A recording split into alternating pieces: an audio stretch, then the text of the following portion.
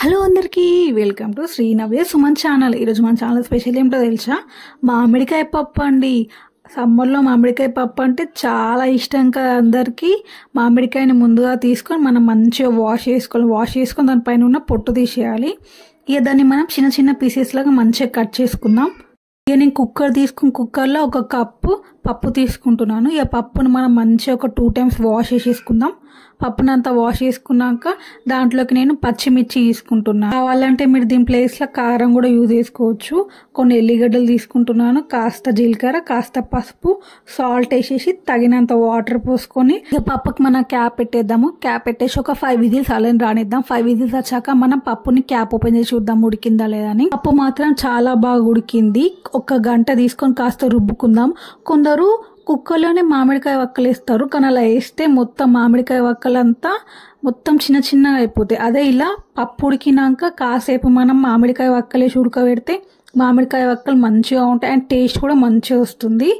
ఇక కాసేపు కొంచెం అలానే ఉడకనిద్దాం మామిడికాయ వక్కలని. ఉడికినాక కొంచెం కొత్తిమీర వేసుకొని ఇక తగినంత వాటర్ పోసుకుందాం. మనం వాటర్ పోసుకోవద్దు. కొంచెం మామిడికాయ వక్కలు ఉడికినాక మనం వాటర్ పోసుకోవాలి. ఒకవేళ మీకు కారం పడుతుంది అనిపిస్తే కొంచెం కారం వేసుకోవచ్చు. నాకు పచ్చిమిర్చి తక్కువ అయితే అనిపిస్తుంది, కొంచెం కారం వేసుకున్నాను. మన పప్పు అయితే అయిపోయింది. ఒక 5 minutes ఉడకబెడితే అయిపోతుంది. చూడండి, మన పప్పు పర్ఫెక్ట్గా బాయిల్ అయిపోయింది. చూసారా? చూడండి మామిడికాయ వక్కలు ఎంత బాగున్నాయి. అదే మనం కుక్కర్లో వేసుకుంటే మామిడికాయ వక్కలు ఇలా కనిపించాయి అన్నమాట. ఇక మనం పప్పుని పోపేసుకుందాము. పప్పుని పక్కన పెట్టేసుకొని కాస్త ఆయిల్ పోసుకొని ఆయిల్ బాగా హీట్ కావాలి. ఆయిల్ హీట్ అయ్యాక దీంట్లోకి మనము ఆవాలు వేసుకుందాము. ఆవాలు పర్ఫెక్ట్గా గోలాలి, అయితేనే మనకి టేస్ట్ మంచిగా వస్తుంది. ఆవాలు గోలాక కాస్త జీలకర్ర, పచ్చిమిర్చి, కలియమాకు, చిన్న చిన్న ఎల్లిగడ్డలు పీసెస్ లాగా కట్టేసుకున్నాను. అయితే చాలా మంచి టేస్ట్ వస్తుంది. వీటిని ఒక 2-3 minutes అలానే బాయిల్ కానిద్దాము. ఏమన్నా పోపు అయిపోయింది కదా, తీసుకెళ్ళి పప్పులో వేసేద్దాము. మన మామిడికాయ పప్పు రెడీ అయిపోయింది. వేడి వేడి రైస్లో పప్పును వేసుకొని తింటే చాలా బాగుంటుంది. టేస్ట్ సూపర్గా ఉంటుంది. ఎంతమందికి మామిడికాయ పప్పు ఇష్టమో చెప్పండి. అసలే సమ్మర్ చాలా మ్యాంగోస్ ఉంటాయి.